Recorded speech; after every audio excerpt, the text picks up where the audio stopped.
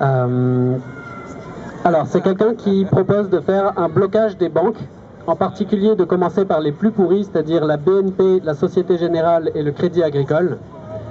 Cette personne propose que cette action soit non violente et qu'elle prenne forme d'un petit déjeuner, c'est-à-dire une occupation de leur hall d'entrée avec des petites nappes, des petites pièces de théâtre, des petits paniers, du café, et pourquoi pas de faire la queue au guichet pour demander à ouvrir un compte dans les paradis fiscaux.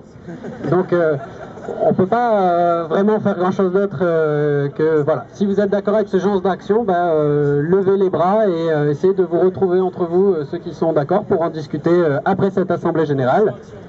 Et vous pouvez peut-être notamment essayer d'aller voir les gens de la commission Action, comme le monsieur... Je ne suis pas tout à fait d'accord, même pas du tout d'accord avec le compte rendu qui en est fait, dans la mesure où sur la Constitution, il y a des débats et justement on n'est pas du tout d'accord sur le fait que c'est une issue ou pas, ou donc à faire ou pas. Il y a des volontés de certaines personnes de travailler là-dessus. Il y a le fait de dire que c'est pas une priorité et que c'est à discuter en tout cas, et au moins juste par rapport à ça, je pense que du coup la façon de présenter n'est pas tout à fait la même. De la même façon qu'autant on a dit qu'avoir des espaces de discussion libres était important, mais qu'on tenait en même temps et dans le même temps avoir bien des espaces décisionnels pour ancrer notre trajet ici sur de la lutte et sur de rapports de force pour faire reculer le gouvernement qu'on a en face. Plus simplement, je pense qu'on n'est pas d'accord sur plein de choses quand même. On a des perspectives politiques différentes. Moi, je pense que ce serait bien de faire éventuellement une sous-commission pour ceux qui veulent s'atteler à une histoire de constitution, et ceux qui ne veulent pas, ils ne le font pas, ils font autre chose. Parce qu'il y a des stratégies différentes. Donc, voilà. Oui, bonjour. Moi, je voudrais dire deux choses. Première chose, d'abord sur le travail, parce que cette loi, franchement, c'est vraiment le non-sens. Disons qu'il y a tellement de choses plus urgentes à faire que de demander vraiment ce que demande cette loi, il me paraît vraiment insensé. Par exemple, juste un exemple, les conditions de travail aujourd'hui dans ce pays sont hallucinantes. Il y a encore des gens qui meurent sur leur poste de travail. Moi, je viens de terminer un film sur une usine d'aciérie, c'est une des plus grandes usines de France. Eh ben, depuis le début de l'année, il y a 3 personnes qui sont mortes dans l'usine.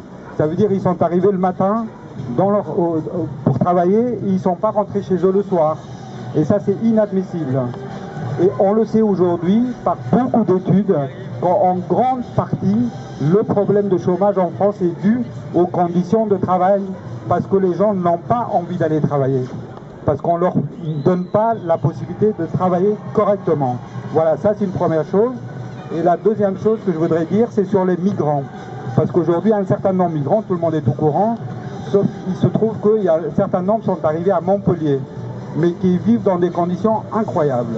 Ils n'ont pas de quoi manger, ils n'ont pas de quoi se vêtir. On les a fait venir de Calais, ils sont là, dans un endroit, on les a mis là, il y a une association qui gère ça, sauf que là aussi, pour gérer ça, auparavant, il y avait une association qui s'appelait la CIMAD, qui faisait un travail formidable. Ils savaient faire le boulot, ils le faisaient parfaitement bien. C'était des combattants vraiment des sans parole.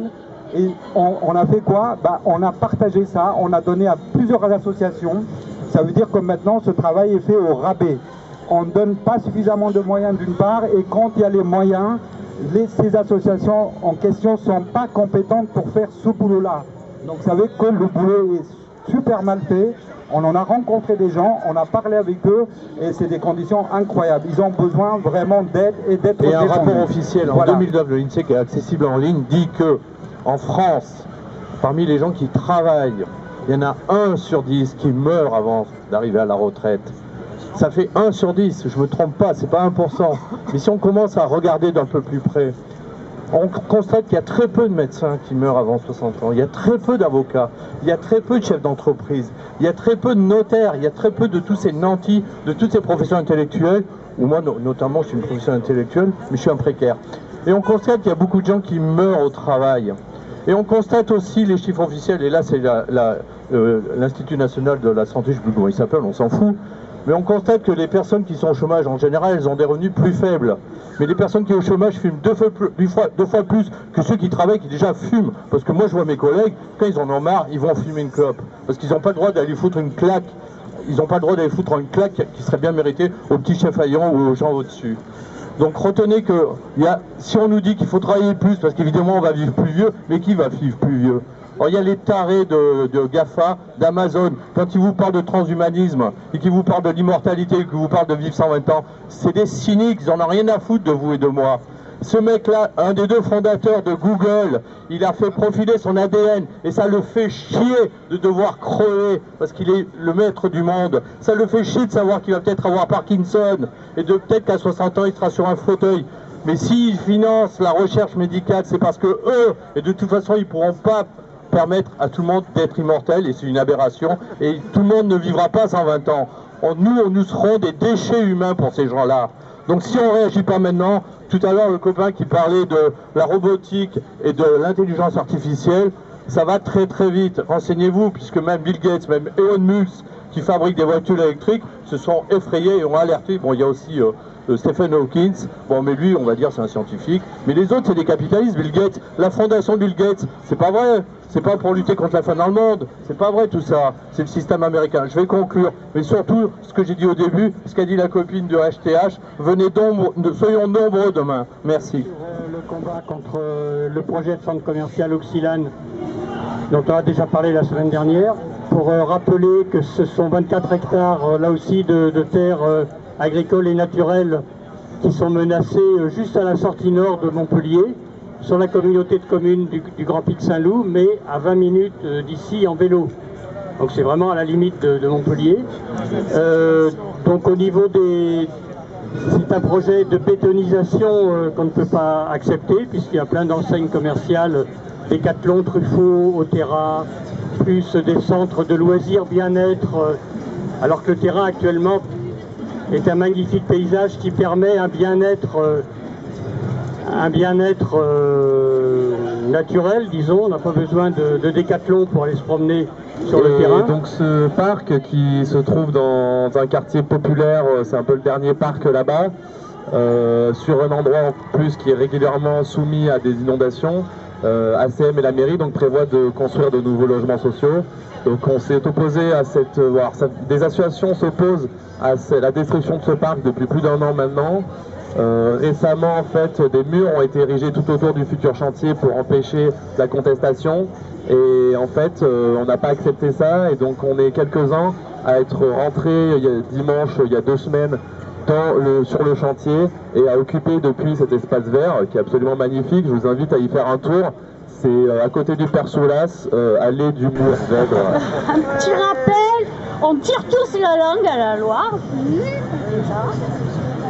Et ensuite, voilà, j'avais réfléchi la semaine dernière à une petite chanson qui me plaisait bien de Claude Nougaro et je voudrais chanter, déjà vous rappeler le premier couplet puis vous faire le deuxième.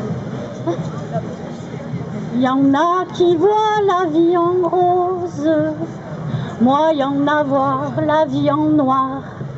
Est-ce le monde une overdose d'horreurs diverses, de désespoir, ou bien l'effet d'une névrose? Dès le départ, va-t-on savoir? Il y en a qui voient la vie en rose, moi c'est en noir que je la vois. Avec les copains et les copines, chacun de nous, il y en a qui nagent dans l'eau de rose, chacun sa bulle dans l'aquarium, chacun de nous cherche sa cause, sa religion, son opium. J'en ai connu des métamorphoses, des alambics trop biscornus. Je voulais voir la vie en rose, mais c'est en noir, avec les copains et les copines, que je l'ai vu. Bonsoir.